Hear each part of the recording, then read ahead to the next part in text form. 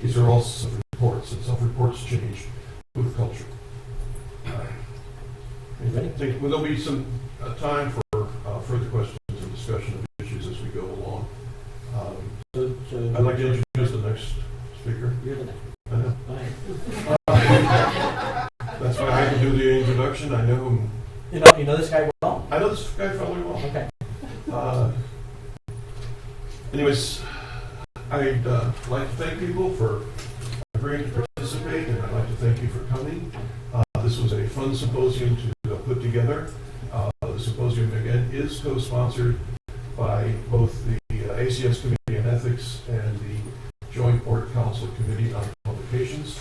And what I want to do is talk about the implications of a report that came out not too long ago from the National Research Council that deals with integrity of research data in a digital age. This is the title of the report. It came out in July 2009, Ensuring the Integrity, Accessibility, and Stewardship of Research Data in a Digital Age. Released by the National Academy Press, based on a panel that included representatives from all three divisions of the Academy. That would be the Academy of Sciences, the Academy of Engineering, and of course, because physicians can't have the same structure, the Institute of Medicine, all the national academies. So a panel got created, met, and then tried to summarize what they concluded. I started my education as a history major who got lost and went into chemistry because I thought there was money. I know better today. But genesis for this particular report was a letter. The letter went to the National Academy, and it was signed by the editors of three journals. I give you examples of them on the right: Nature, Science, and the Journal of Cell Biology. And the letter basically suggested to the academies that a problem of improper manipulation of digital images submitted to scholarly journals had become a significant issue. And the panel got appointed, they wrote their report, and they had to start by making certain postulates. One of them is that there is a common theme that goes across all three divisions of the academies, from science through engineering to medicine. And that is the privacy of scrupulously recorded data. They suggested that there were certain broadly accepted practices across the three fields. Quote, in most fields, experimental observations must be shown to be reproducible in order to be credible. Of course, the people at despair.com have captured the notion that reproducibility is not all that you need, so accuracy would also be useful.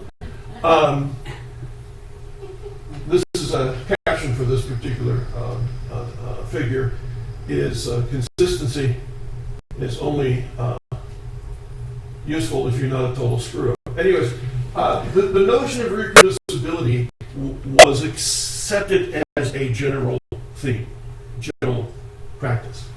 But the Academy report said that there were certain places where exceptions to this broadly accepted practice of reproducibility exist. And the two examples that they used were observations that had an historic element, such as the explosion of a supernova, which is difficult to duplicate a second time, or the growth of an epidemic, which probably should not be reproduced.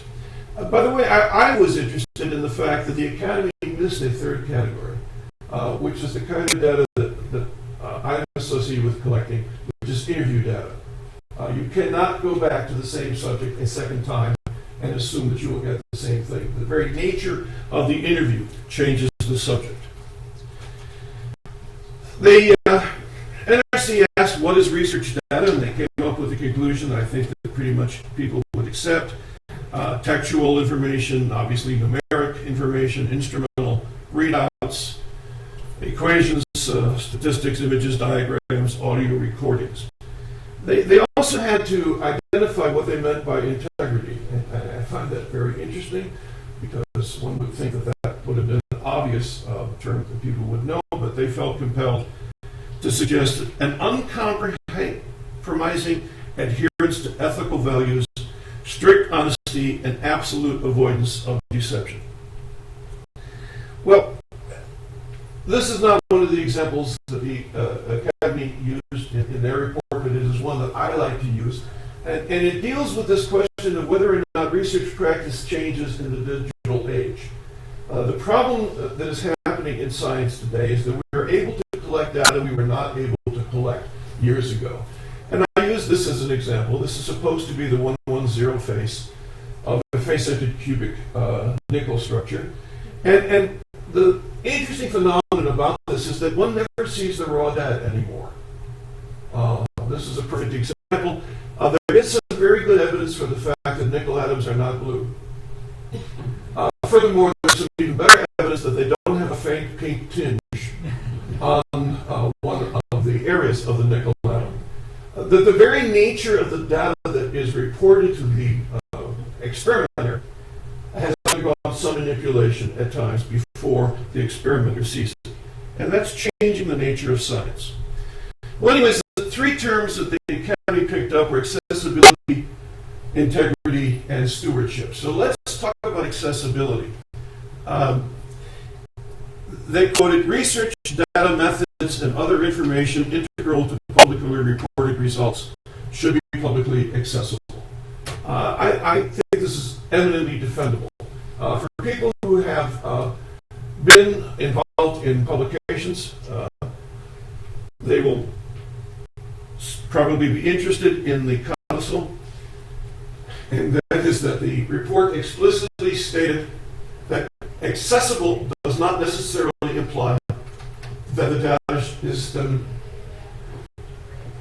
disseminated for free. Okay. There is still someone who has to pay the tab. But they did come up with certain recommendations. They recommended that research data should be made publicly accessible in a timely fashion, and if you don't do that, you have to explain why not. I have been involved in some collaborations where people have wanted to take the raw data that we collected in interviews and put them up on a website so that other people involved in the project could see them. And I said, we can't do that.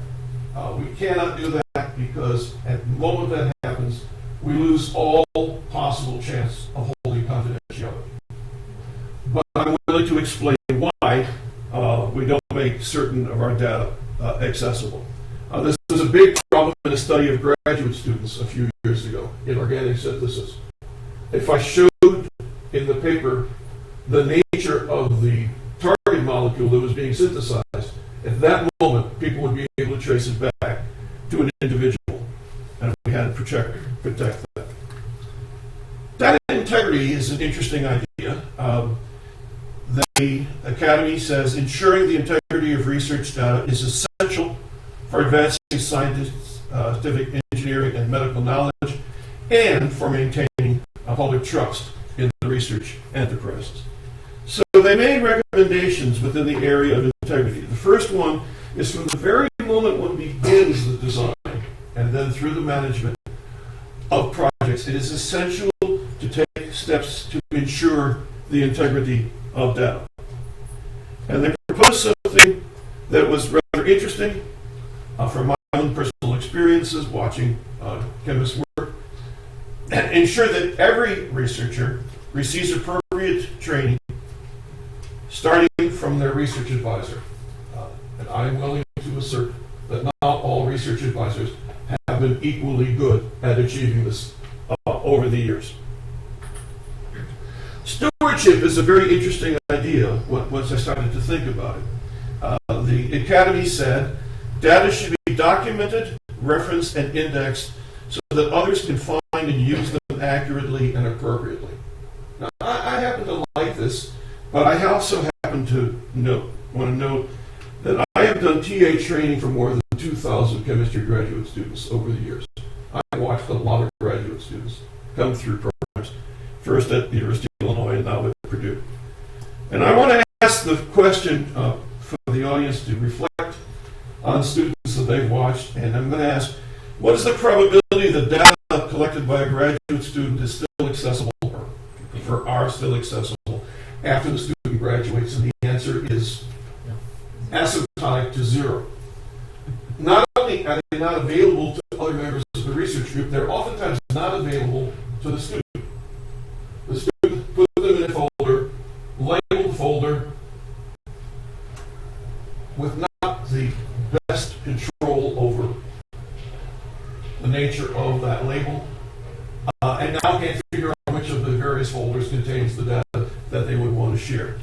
So if we think about stewardship and this notion to be able, at least within a individual research group, to be able to use data that were collected in previous studies, we might have to change our progress. When I was a young assistant professor at Purdue, one of my senior colleagues had a position, and that was the data that did not get included in the dissertation was dead.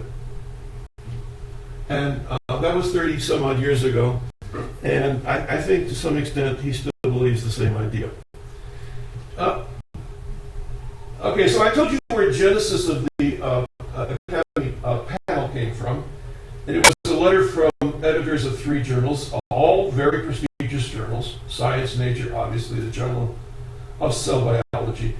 What was the source of their concern?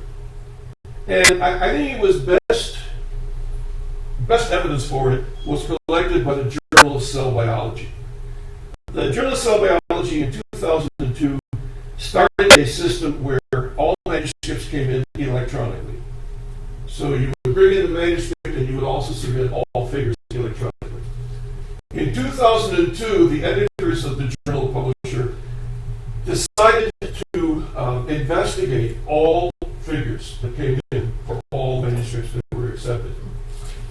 What most people who submit manuscripts do not know is that if you open up a digital image, and you massage it with Photoshop and then close it, Photoshop has left a hidden record of manipulation that can be detected by commercial societies and commercial publishers.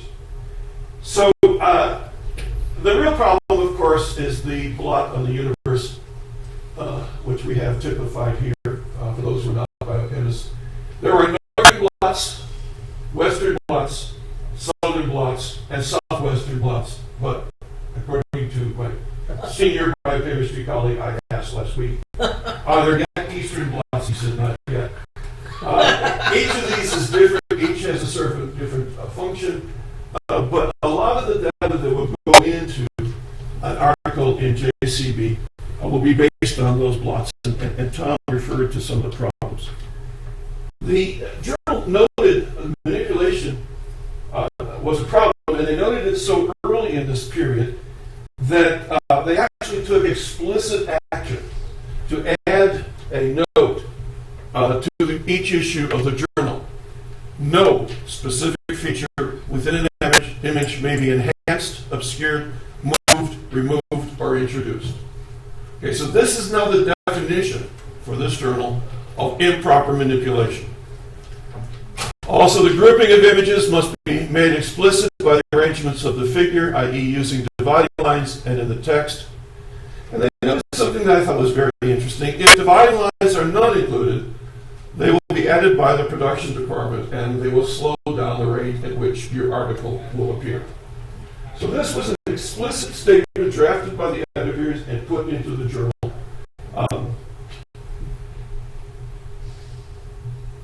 So we have an experiment. I wrote a paper on ethics about 20 years ago. And at the time I was reading about the question of how common is unethical behavior. And some people argued it is extraordinarily common, and some people argued it is so rare as to be derisible when it occurs. We now finally have experimental data. We have 1,869 papers accepted over a 5-year period of time. And so here's the question. What percentage of those papers had one figures that had been inappropriately manipulated using the definition of inappropriate that I've just given you. How many would say it's about 10%? Good. 25%?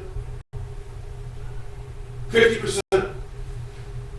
Pessimists? 90%? Good. You've had far too much experience with this. What bothers me is it is easy to talk about plagiarism, and we have, and the misbehavior of our students, and we've done that, and the ethics committee has been concerned about this. What scares me is the 25% of the papers submitted to one of the top-tier journals in the field had images that were inappropriately manipulated. The editors noted that in the vast majority of cases, the manipulation violated the journal's guidelines, but probably did not affect the interpretation of data. So now, here is the question of fraud. Okay. What percent of the papers had to be retracted because the manipulation had been such as to change the conclusions one would have taken? 50%? Well, can't be. 25? 10? We finally have the number. 18. 1% of the papers that had been accepted had to now be rejected. And by the way, this left a bad taste in the editors' minds that may have influenced the next paper submitted by the same author. I'm probably over time. Let me do just one more slide. How do you get students to understand ethics? And here's my suggestion. Start with a simple step. I believe that every undergraduate, every graduate student in chemistry should own a copy of this particular volume. This is the third edition from the National Academy on being a scientist responsible for conduct in research. It probably summarizes what needs to be said as well as any other single reference. It's cheap, if not free. You can get a hardbound copy, or I think you can download it still for free. The other place is the ACS Committee on Ethics is trying to develop material to help teach best practices, ethical practices. Stay tuned. We'll be delivering more with time. And then, of course, just to note that the ACS has a long tradition of setting up ethical guidelines for publication in chemical research. So I'd like to